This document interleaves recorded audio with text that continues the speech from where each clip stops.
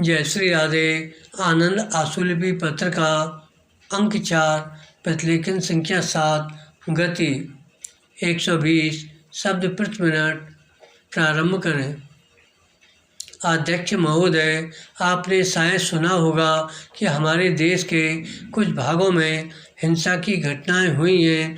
आपने यह भी सुना होगा कि हमारे यहाँ कुछ ऐसे उग्रवादी तत्व हैं जिन्हें हम नक्सलवादी कहते हैं। वे किस प्रकार पनपे, इसलिए कि हमारे देश के कई भागों में समुचित भूमि सुधार कानून नहीं है।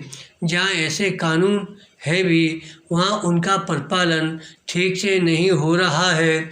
इसलिए देश के एक भाग में कुछ उग्रवादी राजनीतिक तत्वों ने लोगों की भावना को भड़काया और ये लोग प्रायः पिछड़ी जनजाति के लोग थे तथा उनका नेतृत्व करके वहाँ के जमींदारों पर तीर कमान और भाले से हमले किए, उनकी हत्या की और उनकी ज़मीनों पर कब्जा कर लिया।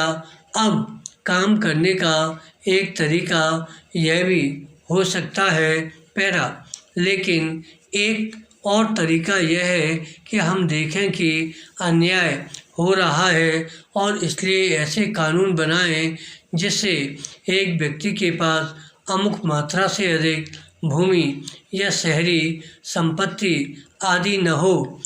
इस तरह एक व्यक्ति को कष्ट तो होगा ही, लेकिन वह कष्ट इतना ज़्यादा नहीं होगा कि सीमा पार कर जाए, क्योंकि शेष सीमा में भी उसकी मज़े से गुजर बसर होती रहेगी। और यह कीमत है जो हम शांति और आर्थिक विकास के लिए चुकाते हैं।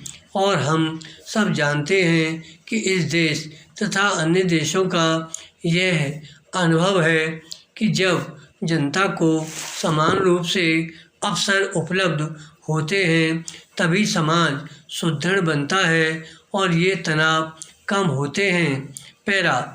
हम स्वतंत्रता और लोकतंत्र की बात करते हैं, लेकिन इन शब्दों का अभिप्राय आज ठीक वही नहीं रह गया है जो कुछ वर्ष पूर्व था।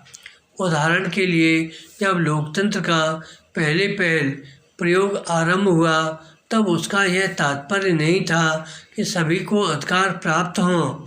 उसका तात्पर्य था कुछ विशिष्ट लोगों को अधिकार मिले, जबकि बहुसंख्यक लोग अधिकारों से वंचित रहे। लेकिन युगों के क्रम में इसका अर्थ बदलता गया और आज पिछले सीमित अर्थ को कोई भी नहीं स्वीकार करेगा। और आज विश्व के सभी प्रतिवाद आंदोलन इसलिए छिड़ते हैं, कोई न कोई समूह महसूस करता है, चाहे वह काला हो या गोरा या युवा वर्ग, वह अधिकार नहीं पा रहा है जो लोकतंत्र के अंतर्गत उसको प्राप्य है। धन्यवाद।